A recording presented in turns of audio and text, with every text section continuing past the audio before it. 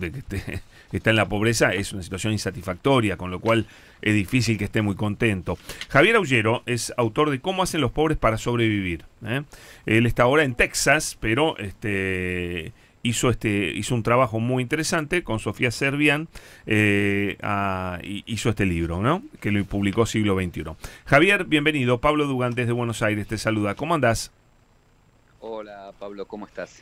Bien, muy bien. Con ganas de que nos cuentes un poquito las conclusiones, ¿no? de tu trabajo, qué descubriste, qué cosas que por ahí la gente que no es pobre no espera de descubrir, ¿no? Ante este estudio, ¿no?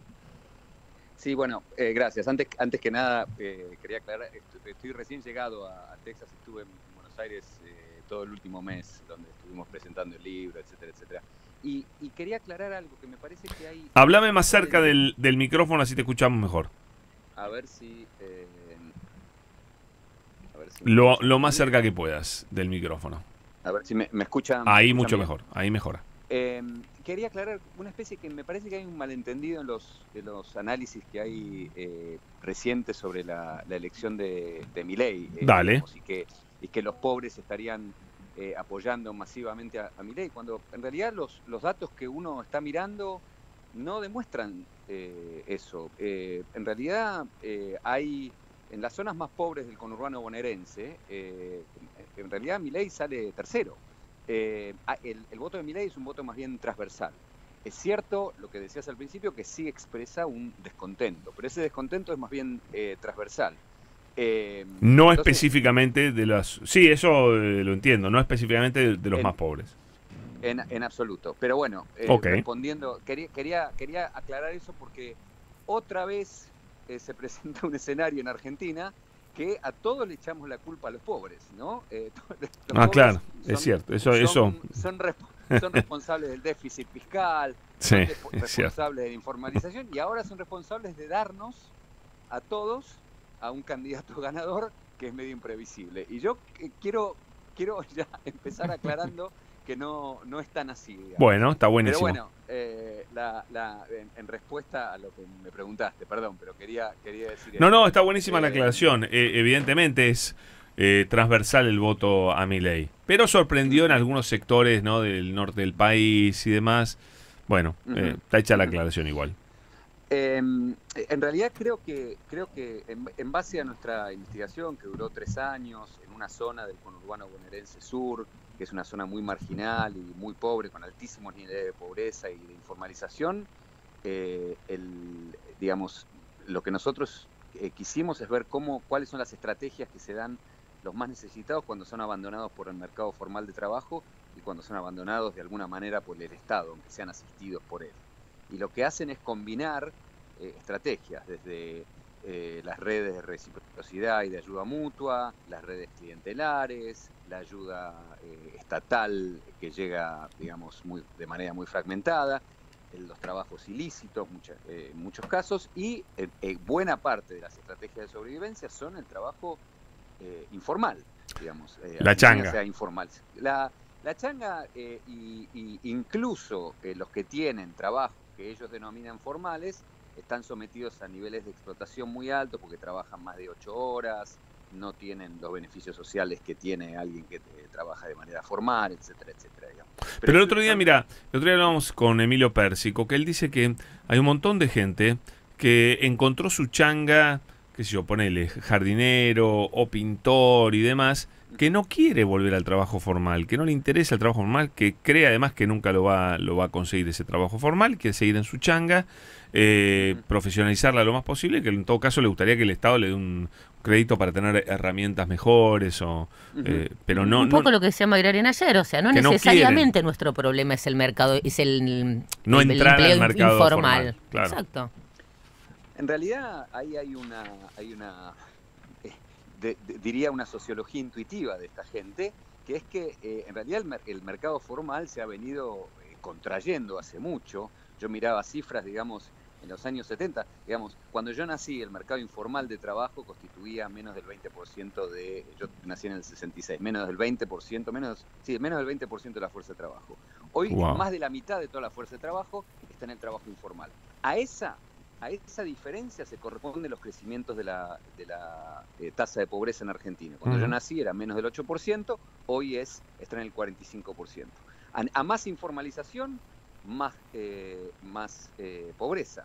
Esto es algo que es interesante en el contexto de esta elección, porque uno de los candidatos, digamos, el que es Milei, que tiene propuestas económicas, que considera que el mejor presidente fue el responsable de esto, que fue durante los años del menemismo. Digamos, sí.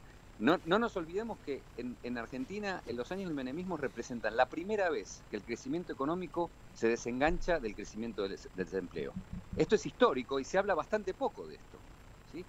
Eso es muy interesante. Crecía la economía, se ganaba más plata, pero no había más trabajo. Al contrario, iba aumentando el desempleo día a día.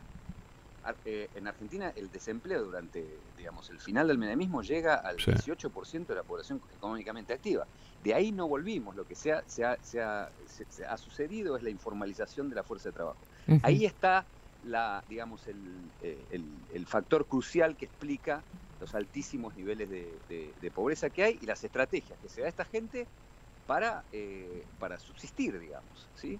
Que es una combinación de cosas en las cuales en todas se expresa, para responder a tu pregunta de manera un poco larga, se expresa mucho desencanto, mucha disatisfacción, porque nunca se llega al fin de la semana. ¿Y dónde entran o cómo juegan los planes sociales tan mencionados por la oposición cuando quiere pegar al gobierno y demás? ¿Qué papel juegan exactamente? En promedio nosotros hicimos más de 100 entrevistas y muchas más entrevistas en profundidad. A nadie le cubre más de la tercera parte del presupuesto de una familia tipo, no llega a cubrir eso. Están muy presentes los planes sociales. O sea, los cuales, pero perdóname, eso significa que nadie vive del plan social. El plan social es una... Esto me he cansado de repetirlo. Claro. Obviamente que vas a encontrar, como aquí en Estados Unidos, siempre se encontraba, en la época de Reagan, se hablaba de la reina del welfare, ¿no? Sí. Encontraron una persona que tenía un Cadillac, que tenía otro auto, entonces la usaban como modelo, esta persona vive. Y cobra. Claro, vive, mira cómo vive. El promedio, digamos, uno puede pasarse hablando con gente en Quilmes, como hicimos nosotros, y nadie vive. Es un complemento de otros ingresos. De hecho, en el momento que nosotros hicimos muchas de las entrevistas, un dealer que vendía droga ganaba 3 veces más en una semana de vender droga que lo que su vecino recibía en plan social en un mes. No, por supuesto. Bueno, ahí está el Estado narco también. Y yo le pregunto a cualquiera, pero no estamos hablando de un narco, estamos hablando de un tranza de la esquina, un pibe. Sí, pero un tranza de la esquina responde a alguien, quiero decir, el desembarco. Me fui de tema, para, porque pero no es el tema, no es el tema. Sí. Está claro que eso es una realidad que existe. El ejemplo que quiero dar es que, bueno, si es así, porque, digamos, si uno está en los pies de alguien que tiene que mantener a su familia y qué sé yo, y ve la disparidad que hay, pero estamos hablando de que los planes sociales no le alcanzan para cubrir el presupuesto de un mes. A lo sumo llegan, y esto lo hicimos, si uno hace es la tercera parte, un presupuesto de un mes, eso quiere decir que alcanza hasta el día 10. Un poco la pregunta que nos hacíamos es ¿qué tan satisfechos están? Porque muchos decían este voto es casi un levantamiento contra el Estado. Pues vemos si es de la gente pobre, muy pobre, no muy pobre, clase media, etcétera. ¿Cómo viste vos el impacto de los servicios básicos del Estado, seguridad, educación pública, hospitales de salud pública y justicia en esos pobres que vos investigaste?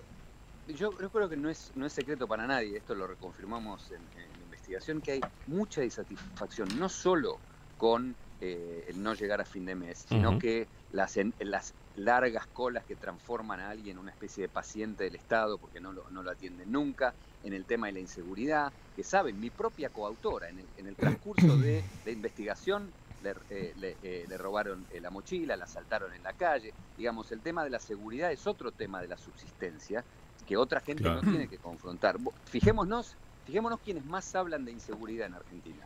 Son los sectores medios. Los que están más la sufren, en realidad los que más la sufren son los que están más abajo, porque son los que saltan muy frecuentemente. Entonces hay mucha disatisfacción, hay un nivel de estar, mucha gente utiliza algún sinónimo de la palabra estar abrumados, ¿sí?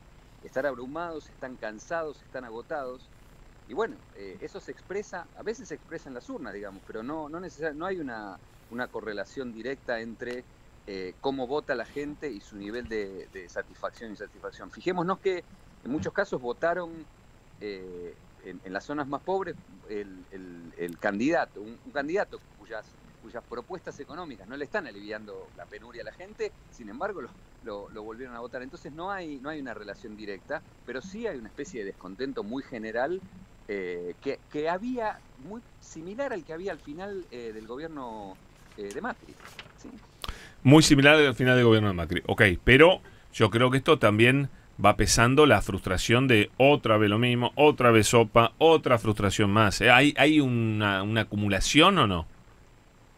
Absolutamente, y digo, yo no creo en la idea de que hay una casta política, ¿sí? Pero la idea de casta política interpela a mucha gente que cree y que ha visto cómo los dos partidos dominantes actúan y se relacionan la política como un negocio. Esto lo hemos visto, no es un juicio de valor mío. Digamos, la gente tiene un sentido muy instrumental de la política en donde está, en lo más bajo.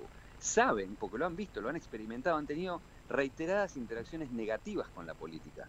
Entonces viene alguien que les dicen, ven, son una casta, hacen todos negocios, algo que si uno pasa un tiempo entre políticos de los oficialismos, de los dos últimos oficialismos, es un secreto a voces que están en esto para hacer negocios. Digamos, otra vez no es un juicio de valor, digamos, yo tengo mis propias... digamos, eso es lo que cree la gente, decís vos, que que los políticos todos, del partido que sean, hacen un gran negocio. Hacen un gran negocio, entonces bueno, viene alguien que le dice, vamos a hacer explotar el negocio, y en muchos casos, otra vez, estaba escuchando el programa de Pagni de ayer o anteayer, digamos, que muestra con datos cómo es un voto más bien transversal entre jóvenes y adultos, entre pobres y ricos, y está esta idea de que, bueno, ellos saben que es un negocio, esto es un negocio, vamos a hacer explotar el negocio. ¿Sí? Entonces, ahora también hay algo tiene alguna racionalidad. Hay algo del populismo de derecha que le encanta encontrar, si a vos te va mal, te encuentra un culpable rápidamente, ¿no? Absolutamente. Pero, sea o no sea culpable, ¿no? Sí, es cierto, pero en estos momentos en donde hay tanto descontento y es tan difícil encontrar algo de que agarrarse, lo que esto está demostrando, estos resultados, a mí me parece que es un más bien fracaso, más allá de las virtudes que tenga la campaña de Milei, que las puede tener, un fracaso de lo que en otra época, hace algunos años, cuando ya andaba más tiempo por Argentina, se llamaba el progresismo, digamos. Hoy, hace unos años, hablar de la intervención del Estado en la economía era de sentido común, era decir, por supuesto. Hoy es mala palabra. Bueno, ¿y por qué es mala palabra hoy? Porque la intervención del Estado fracasó. Claro. Si hubiese sido provechosa para la gente, la estarían festejando. Y, digamos, y se hizo mal, se hizo a destiempo, en lugares donde no se había que hacer. Entonces, se hizo con violencia a veces. Sí, habría que pensar en quién se hace cargo, no tanto del triunfo de el que ganó, sino de la derrota del que perdió, digamos. Y había que pensar en, bueno, es básicamente cómo ese sentido común sea destrozado, ¿no? Es básicamente lo que estamos sintiendo todos, ¿no? Que eso es lo que pasó. Clarísimo, Javier, muchas gracias, muy interesante lo que contaste. Súper. Un gustazo. Bueno, muchas gracias a ustedes. Un placer, Gracias. Javier Aullero es autor de Cómo hacen los pobres para sobrevivir y bueno, dio bastante tela para cortar.